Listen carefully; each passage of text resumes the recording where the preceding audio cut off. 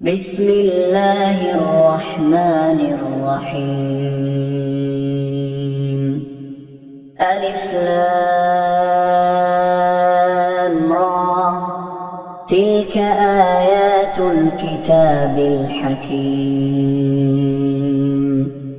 أكان للناس عجبا أن أوحينا إلى رجل منهم أن أنذر الناس وبشر الذين آمنوا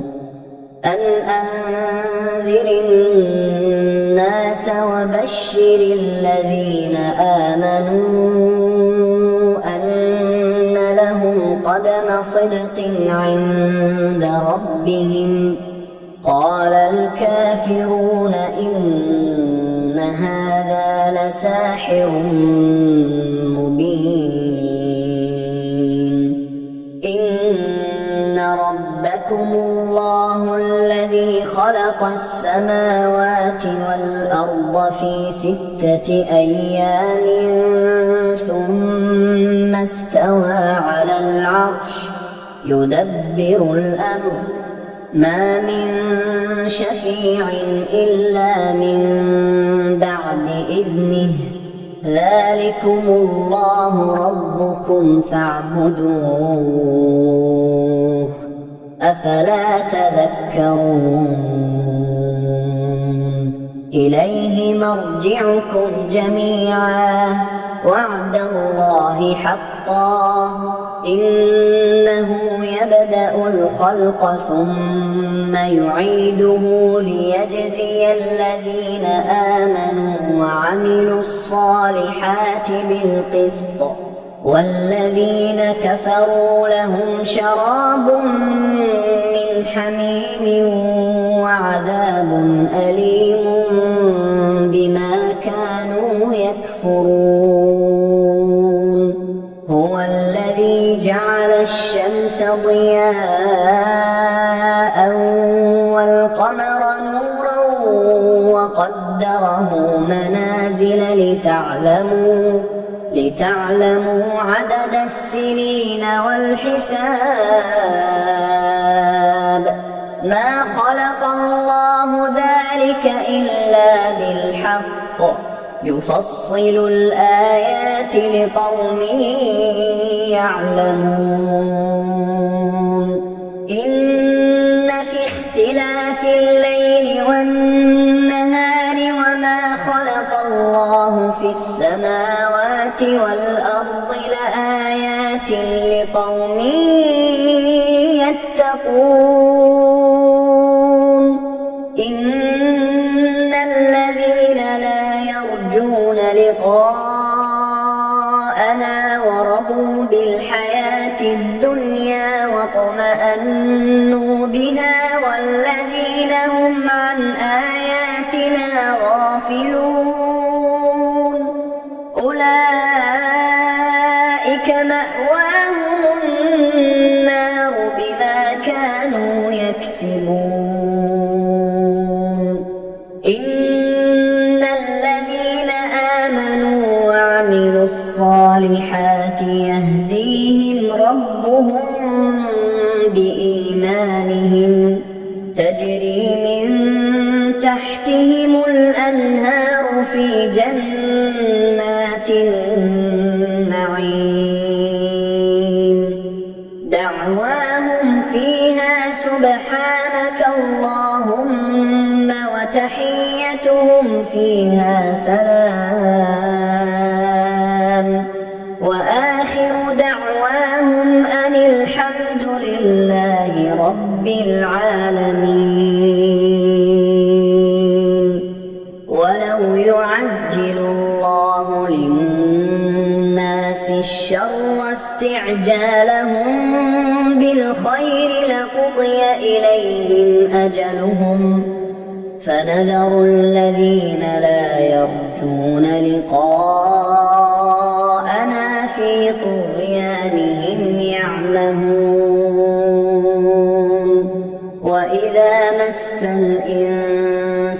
الضر دعانا لجنبه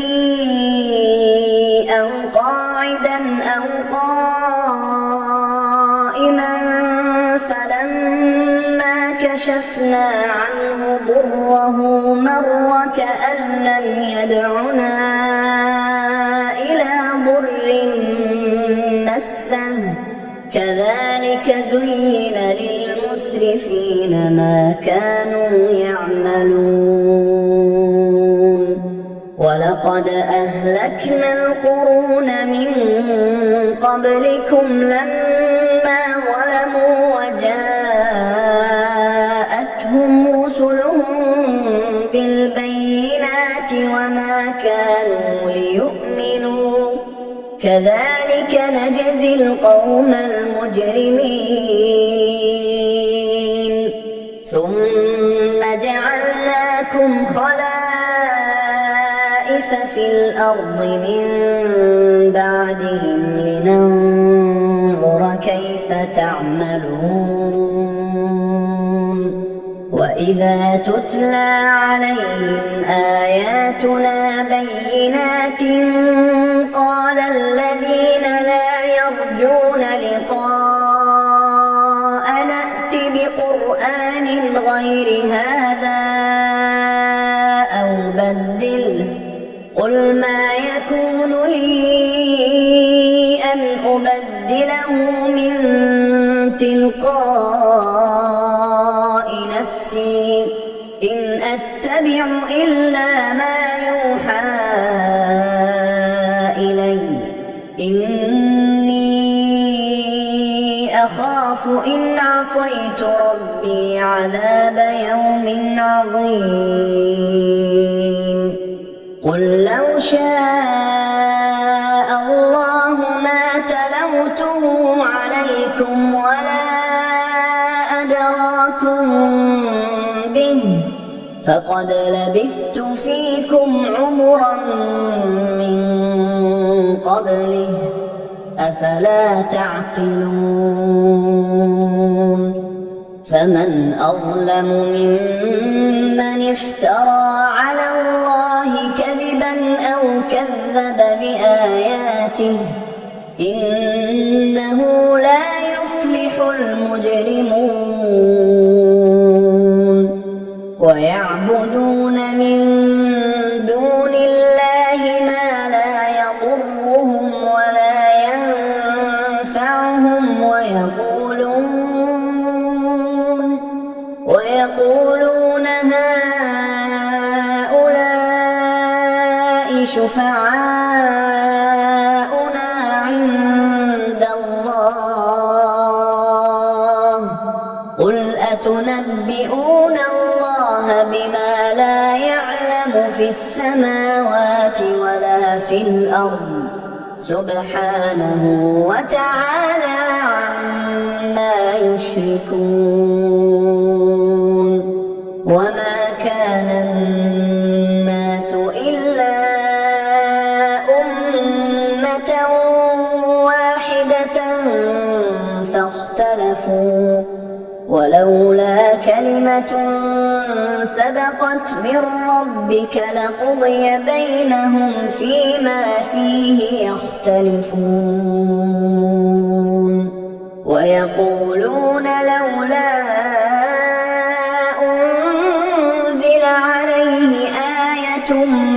من ربه فقل إنما الغيب لله فانتظروا إني معكم من المنتظرين وإذا أذقنا الناس رحمة من بعد ضراء مستهم إذا لهم مكر في آياتنا قل الله أسرع مكرا إن رسلنا يكتبون ما تمكرون هو الذي يسيركم في البر والبحر حتى إذا كنتم في الفلك وجرين بهم بريح طيبة وفرحوا بها جاءتها ريح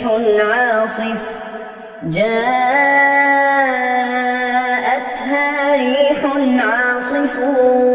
وجاءهم الموج من كل مكان وظنوا أنهم أحيط بهم دعوا الله مخلصين له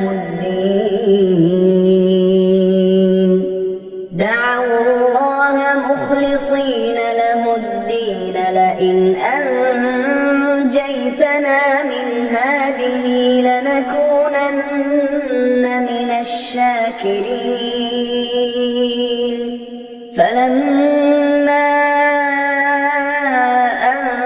أنجاهم إذا هم يبغون في الأرض بغير الحق يا أيها الناس إنما بغيكم على أنفسكم متاع الحياة الدنيا ثم إلينا مرجعكم فننبئكم بما كنتم تعملون إنما مثل الحياة الدنيا كماء أنزلناه من السماء فاختلط به نبات الأرض مما يأكل الناس والأنعام حتى إذا أخذت الأرض زخرفها وزينت وظن أهلها أنهم قادرون عليها أتاها أمرنا ليلا أو نهارا فجعلناها حصيدا كأن لم تغن بالأمس كذلك نفصل الآيات لقوم يتفكرون والله يدعو إلى دار السلام ويهدي من يشاء إلى صراط مستقيم. أيها الإخوة الكرام، نذكركم بأن حقوق الطبع والتوزيع محفوظة، والسلام عليكم ورحمة الله وبركاته. أعوذ بالله من الشيطان الرجيم. للذين أحسنوا الحسنى وزيادة ولا يرهق وجوههم قتر ولا ذلة أولئك أصحاب الجنة هم فيها خالدون. والذين كسبوا السيئات جزاء سيئة بمثلها وترهقهم ذلة ما لهم من الله من عاصم كأنما أغشيت وجوههم قطعا من الليل مظلما أولئك أصحاب النار هم فيها خالدون. ويوم نحشرهم جميعا ثم نقول للذين أشركوا مكانكم أنتم وشركاؤكم فزيلنا بينهم وقال شركاؤهم ما كنتم إيانا تعبدون فكفى بالله شهيدا بيننا وبينكم إن كنا عن عبادتكم لغافلين هنالك تبلو كل نفس ما أسلفت وردوا إلى الله مولاهم الحق وضل عنهم ما كانوا يفترون قل من يرزقكم من السماء والأرض أم من يملك السمع والأبصار ومن يخرج الحي من الميت ويخرج الميت من الحي ومن يدبر الأمر فسيقولون الله فقل أفلا تتقون فذلكم الله ربكم الحق فماذا بعد الحق إلا الضلال فأنى تصرفون كذلك حقت كلمة ربك على الذين فسقوا أنهم لا يؤمنون قل هل من شركائكم من يبدأ الخلق ثم يعيده قل الله يبدأ الخلق ثم يعيده فأنى تؤفكون قل هل من شركائكم من يهدي إلى الحق قل الله يهدي للحق أفمن يهدي إلى الحق أحق أن يتبع أم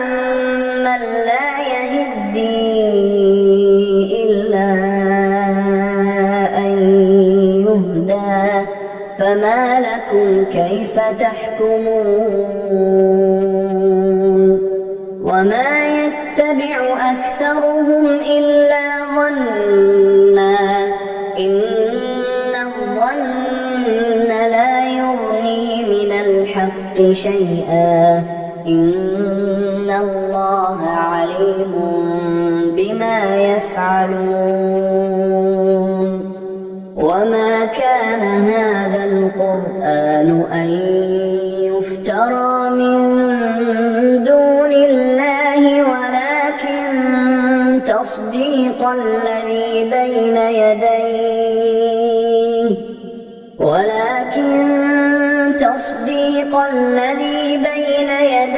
وتفصيل الكتاب لا ريب فيه من رب العالمين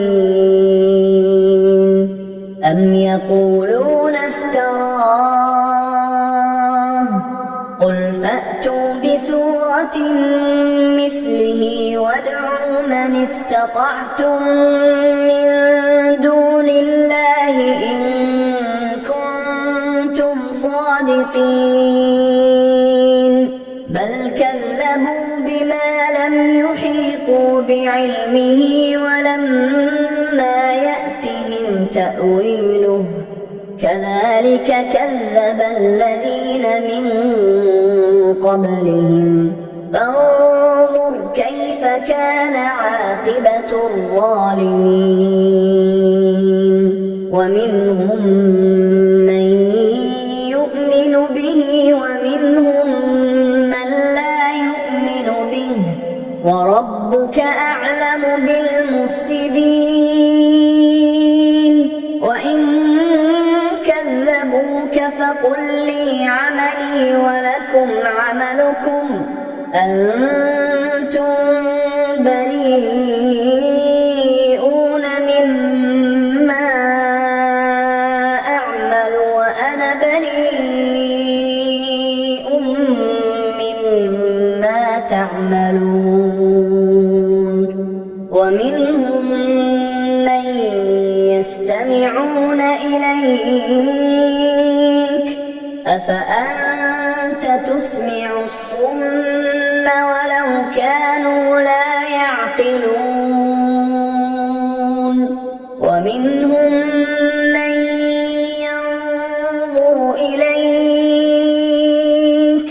أفأنت تهدي العمي ولو كانوا لا يبصرون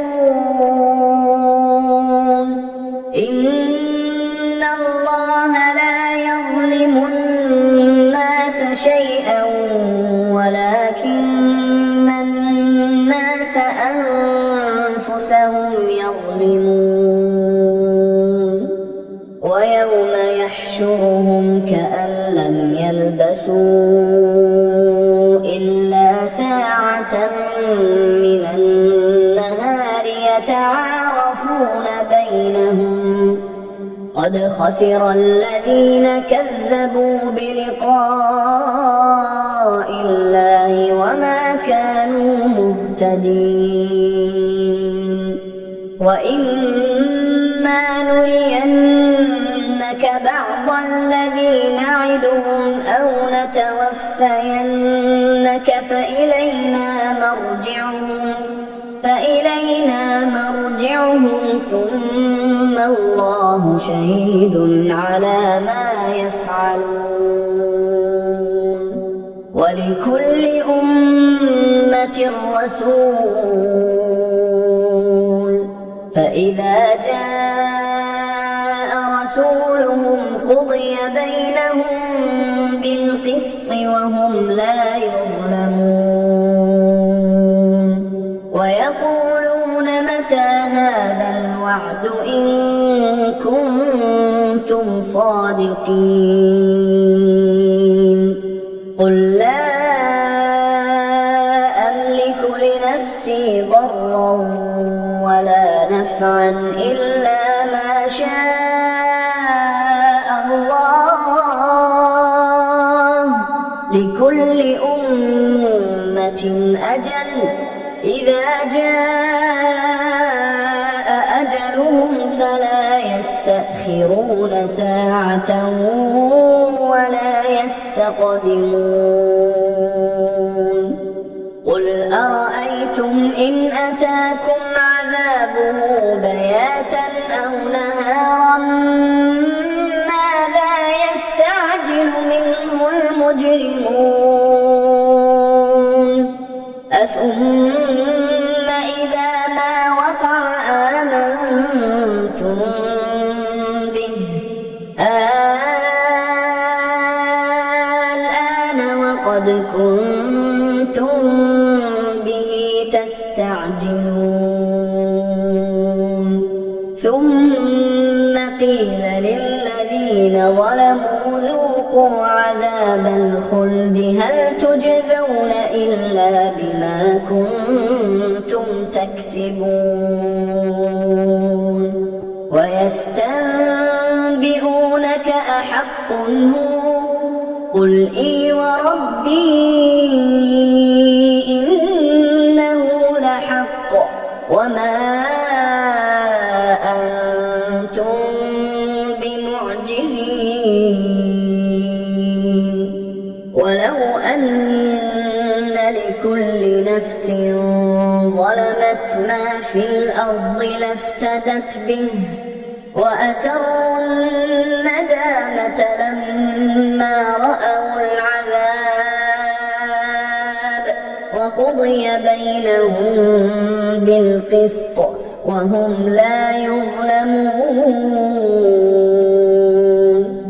ألا إن لله ما في السماوات والأرض ألا إن وعد الله حق الحق ولكن أكثرهم لا يعلمون هو يحيي ويميت وإليه ترجعون يا أيها الناس قد جاءتكم موعظة من ربكم وشفاء لما في الصدور وهدى ورحمة للمؤمنين قل بفضل الله وبرحمته فبذلك فليفرحوا هو خير مما يجمعون قل أرأيتم ما أنزل الله لكم من رزق فجعلتم منه حراما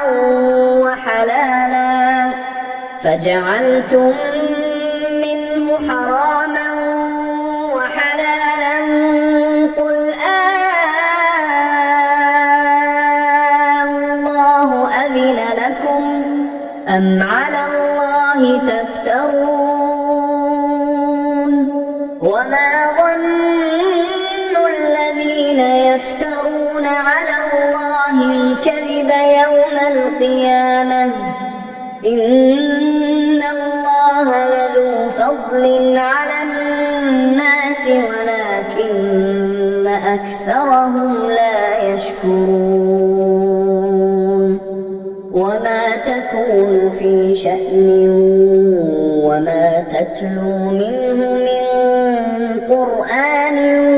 ولا تعملون من عمل إلا كنا عليكم شهودا إذ تفيضون فيه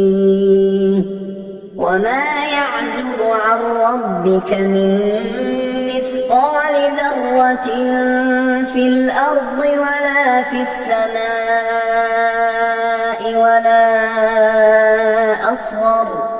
ولا أصغر من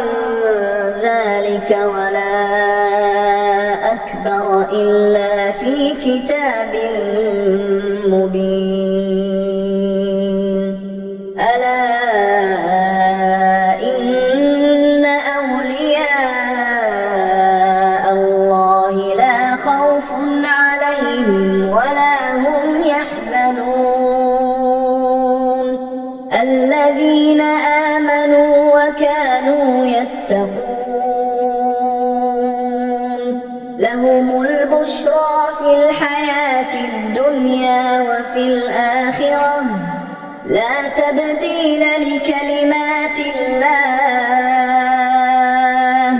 ذلك هو الفوز العظيم ولا يحزنك قولهم إن العزة لله جميعا هو السميع العليم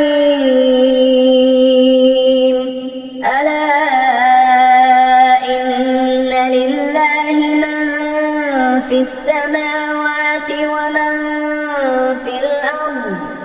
وما يتبع الذين يدعون من دون الله شركاء إن يتبعون إلا الظن وإن هم إلا يخرصون هو الذي جعل لكم الليل لتسكنوا فيه والنهار مبصرا إن في ذلك لآيات لقوم يسمعون قالوا اتخذ الله ولدا سبحانه هو الغني له ما في السماوات وما في الأرض إن عندكم من سلطان بهذا أتقولون على الله ما تعلمون قل إن الذين يفترون على الله الكذب لا يفلحون متاع في الدنيا ثم إلينا مرجعهم ثم نذيقهم العذاب الشديد بما كانوا يكفرون واتل عليهم نبأ نوح إذ قال لقومه يا قوم إن كان كبر عليكم مقامي وتذكيري بآيات الله فعلى الله توكلت فأجمعوا أمركم وشركاءكم ثم لا يكن أمركم عليكم غمة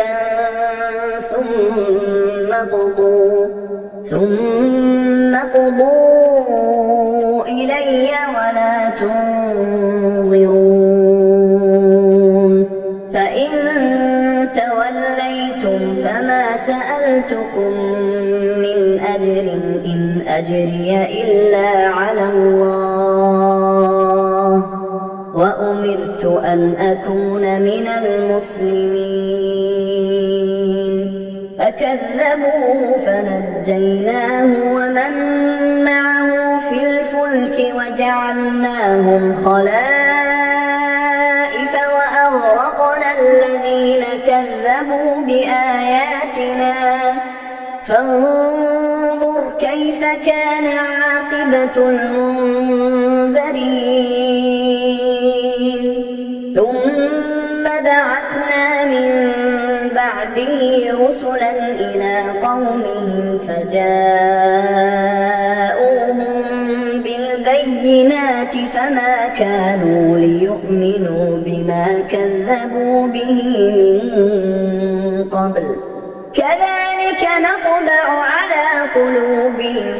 المعتدين ثم بعثنا من بعدهم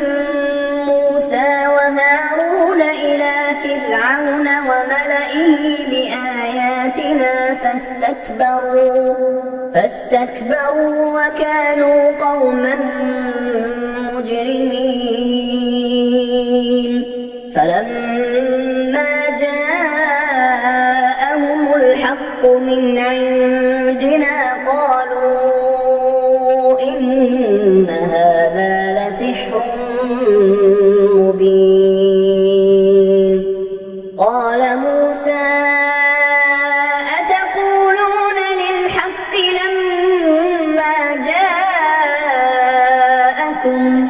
أسحر هذا ولا يفلح الساحرون قالوا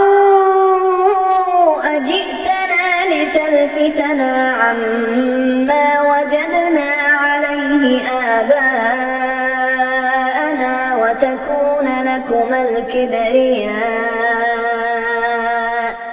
وتكون لكما الكبرياء في الأرض وما نحن لكما بمؤمنين وقال فرعون ائتوني بكل ساحر عليم فلما جاء السحرة قال لهم موسى ألقوا ما أنتم ملقون فلما ألقوا قال موسى ما جئتم به السحر إن الله سيبطله إن الله لا يفلح عمل المفسدين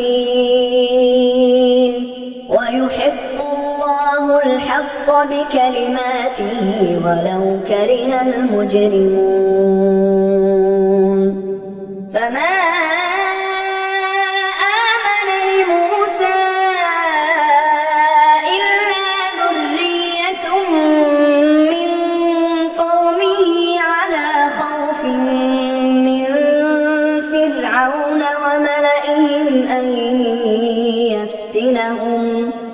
وإن فرعون لعال في الأرض وإنه لمن المسرفين. وقال موسى يا قوم إن كنتم آمنتم بالله فعليه توكلوا إن كنتم مسلمين. فقالوا على الله توكلنا ربنا لا تجعلنا فتنة للقوم الظالمين ونجنا برحمتك من القوم الكافرين. وأوحينا إلى موسى وأخيه أن تبوأ لقومكما بمصر بيوتا واجعلوا بيوتكم قبلة وأقيموا الصلاة وبشر المؤمنين. وقال موسى ربنا إنك آتيت فرعون وملأه زينة وأموالا في الحياة الدنيا ربنا ليضلوا عن سبيلك ربنا اطمس على أموالهم واشدد على قلوبهم فلا يؤمنوا حتى يروا العذاب الأليم. قال قد أجيبت دعوتكما فاستقيما ولا تتبعان سبيل الذين لا يعلمون. وجاوزنا ببني إسرائيل البحر فأتبعهم فرعون وجنوده بغيا وعدوا حتى إذا أدركه الغرق قال آمنت أنه لا إله إلا الذي آمنت به بنو إسرائيل وأنا من المسلمين. الآن وقد عصيت قبل وكنت من المفسدين. فاليوم ننجيك ببدنك لتكون لمن خلفك آية وإن كثيرا من الناس عن آياتنا لغافلون. ولقد بوأنا بني إسرائيل مبوأ صدق ورزقناهم من الطيبات فما اختلفوا حتى جاءهم العلم. إن ربك يقضي بينهم يوم القيامة فيما كانوا فيه يختلفون. فإن كنت في شك مما أنزلنا إليك فاسأل الذين يقرؤون الكتاب من قبلك لقد جاءك الحق من ربك فلا تكونن من الممترين ولا تكونن من الذين كذبوا بآيات الله فتكون من الخاسرين. إن الذين حقت عليهم كلمة ربك لا يؤمنون ولو جاءتهم كل آية حتى يروا العذاب الأليم فلولا كانت قرية آمنت فنفعها إيمانها إلا قوم يونس لما آمنوا كشفنا عنهم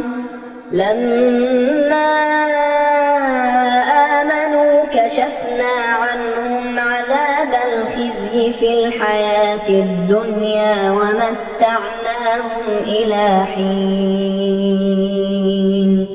ولو شاء ربك لآمن من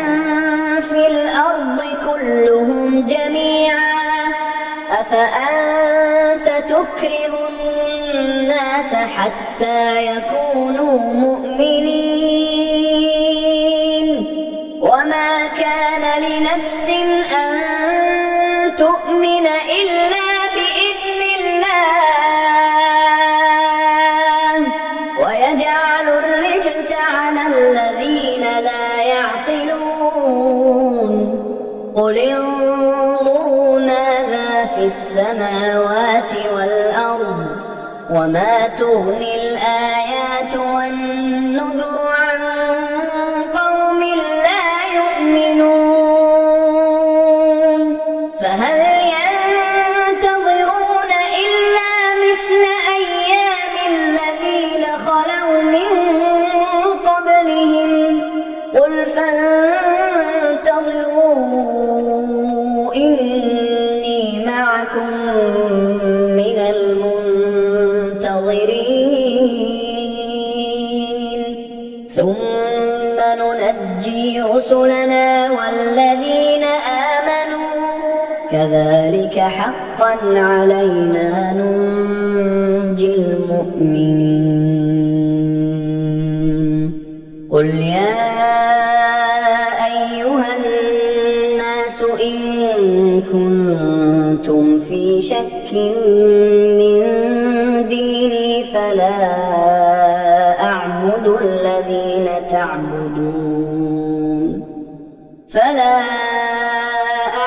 الذين تعبدون من دون الله ولكن أعبد الله الذي يتوفاكم وأمرت أن أكون من المؤمنين وأن أقم وجهك للدين حنيفا ولا تكونن من المشركين ولا تدع من دون الله ما لا ينفعك ولا يضرك فإن فعلت فإنك إذا من الظالمين وإن يمسسك الله بضر فلا كاشف له إلا هو وإن